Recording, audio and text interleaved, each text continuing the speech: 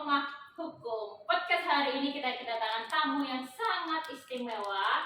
Ya, kemarin kita mendatangkan ya dosen praktisi dari advokat, dan sekarang kita mendatangkan dosen Fakultas Hukum Universitas Merdeka Madiun dari anggota polisian. Oke, siapa lagi? Dan yang bukan adalah Pak Deka Purnama. Siapa Pak?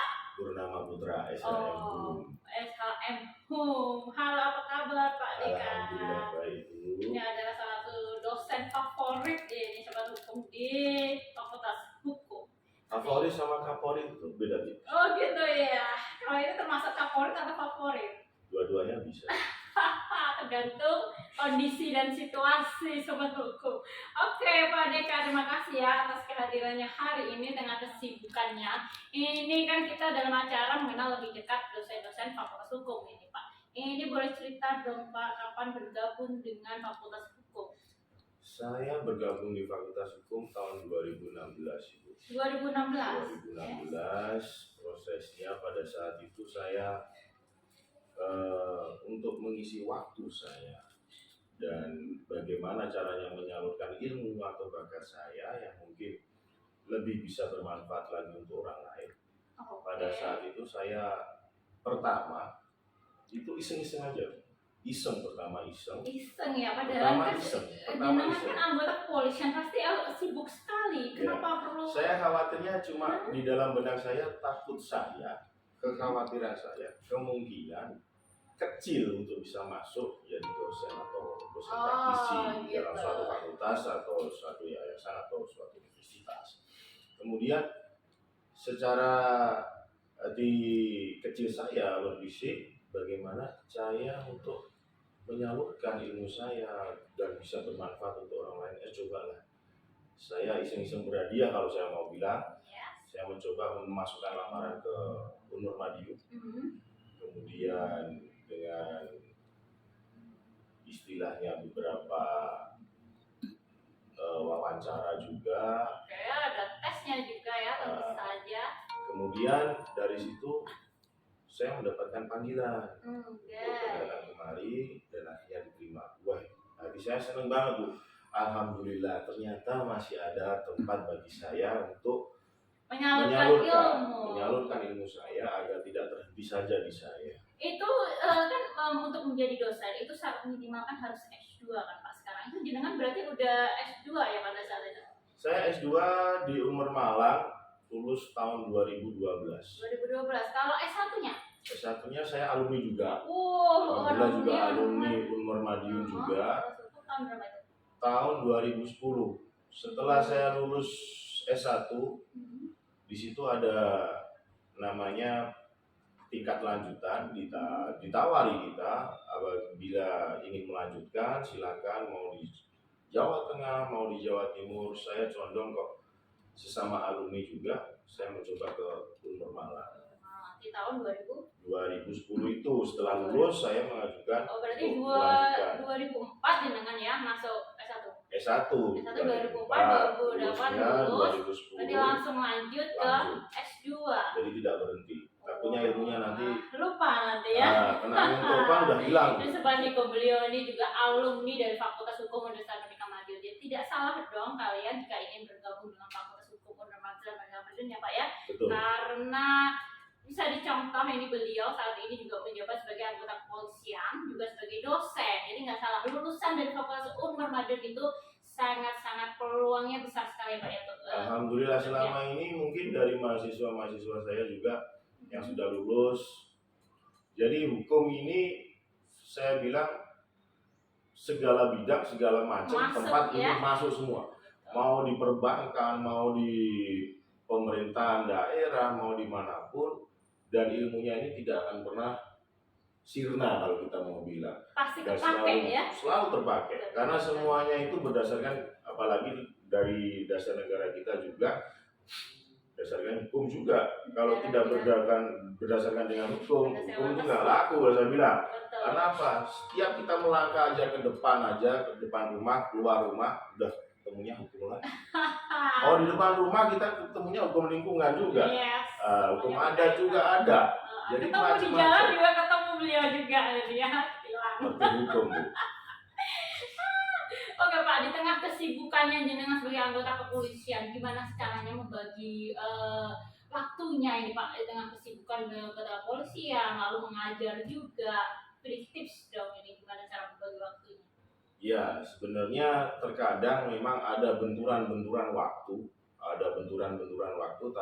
tetapi karena ini ada suatu kewajiban juga kita, apabila ada peluang waktu kosong di jam dinas saya yang kosong, kemungkinan saya izin dengan atasan saya untuk Itu mengisi. diperbolehkan ya? Diperbolehkan, alhamdulillah ada izin juga diperbolehkan dari atasan saya.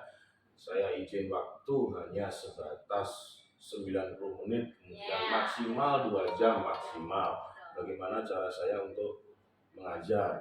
Kemudian apabila itu terbentur dengan kegiatan-kegiatan yang padat atau lainnya, mungkin bisa digantikan di bisa hari lain. digantikan, enggak, kita gantikan hari kita. Jadi tetap bagaimana mahasiswa ini atau mahasiswa Tidak ini rugi ya? nggak rugi, dapat dosen misalkan pekerja atau praktisi, dia nggak pernah dapat materi. Jangan sampai, karena memang materi itu perlu dan kehadiran kita juga perlu untuk mahasiswa dan mahasiswi. Iya, berarti ilmunya berguna sekali ya Pak ya. Dulu waktu kuliah di Fakultas Hukum, lalu saat ini mengajar, itu berguna sekali ya ilmunya. Kita lakukan di kehidupan sehari-hari maupun di kerjaan jenengan. Oke, gimana Pak? Suka dukanya Pak sebagai dosen ya Pak di Fakultas Hukum? Suka dukanya. Ini mau yang sukanya dulu apa yang mau dukanya? Kayaknya yang dukanya dulu sih. Dukanya kita sama aja Bu menghadapi dengan orang-orang di luar sana, misalkan dalam suatu perkumpulan atau suatu mahasiswa dalam satu kelas atau berbeda kelas juga dalam lingkup orang banyak, berbagai macam sifat dan perilaku. Jadi terkadang ada mahasiswa yang tertib, ada yang mahasiswa yang nggak tertib, ada yang mahasiswa yang rajin dan tidak rajin. Terkadang yang paling duka buat saya apabila kita menyampaikan materi dan tidak bisa diterima dengan baik, itu buat saya duka. Makanya saya duka sekali, apa ini salah saya, apa masalahnya mahasiswa? Takut saya ini kalau salah saya. Jadi terkadang saya setiap event terakhir saya mengajar, bagaimana caranya kita ada imbal balik. Imbal balik. Apa yang ingin ditanyakan, apa yang ingin menjadi beban pikiran mahasiswa ini apa, dari penyampaian saya apakah kurang. Yang saya khawatirkan cuma saya meninggalkan kelas, khawatir saya, duga saya kalau mahasiswa ini keluar kelas tidak tahu sama sekali materi yang saya sampaikan. Itu duga saya. Oh gitu ya. Tapi saya rasa pasti banyak yang masuk, apalagi mahasiswa cewek ini. Kalau saya sukanya mahasiswa itu terkadang saya ada, alhamdulillah mahasiswa itu aktif semua. Iya. Jadi mau cowok mau cewek saya suka. Jadi apalagi mahasiswa umur ini cakep-cakep, cantik-cantik, dan otomatis otaknya berlian semua. Kalau tidak ada intermezzo, semuanya pasti akan merasa jenuh dan bagaimana. Jadi bagaimana cara ngisi kelas kita itu agar menarik untuk mahasiswa dan mahasiswi kita. Oke, ini Pak, ini ada titipan pertanyaan nih banyak Pak dari para mahasiswi. Iya. Ini boleh tahu nggak? Ini statusnya apa Pak? Single atau sudah berkeluarga? Status saya single itu di tahun 2010. Single di tahun 2010. Sekarang sudah punya 2 anak, istri 1. Istri 1, berarti ada peluang nambah 2? Alhamdulillah saya tidak mau. Oh gitu, maaf ya para mahasiswa atau para mahasiswa hukum udah close, ya tapi nggak apa-apa, kita tetap bisa ya mengidolakan sosok beliau dari cara mengajarnya, dari apa ya Pak, wibawanya atau itu ya, menarik. Tolong dong kasih motivasi kepada para sahabat hukum yang belum bergabung di Fakultas Hukum untuk agar kenapa sih harus sekolah di Fakultas Hukum Unpad Madiun. Jadi moto saya kalau ingin belajar atau menempuh pendidikan lebih tinggi, kita masuk ke Fakultas Hukum. Apa sih manfaatnya masuk ke Fakultas Hukum? 1. Jadi moto kita di setiap waktu, di setiap keadaan, hukum itu pasti ada. Apabila kita tidak paham hukum, sama saja kita bunuh diri, saya bilang. Okay. Karena kita buta akan apapun. Jadi kalau kita paham dengan hukum, kita akan bisa berjalan sesuai dengan apa yang kita inginkan. Oke, kenapa harus di Unmar Madiun, Pak?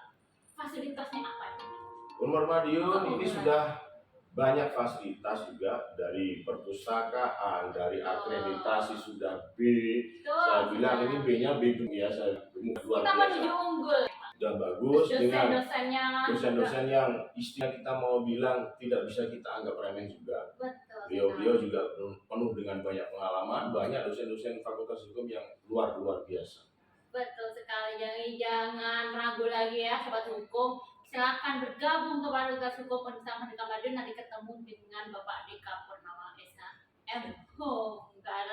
Nggak ada yang dirugikan nanti. Oke, terima kasih Bapak Deka atas kehadirannya di podcast Oma Hukum di tengah kesibukan yang luar biasa. Terima kasih atas kehadirannya, dan untuk sobat hukum nanti kita jumpa lagi di podcast selanjutnya. Bye bye.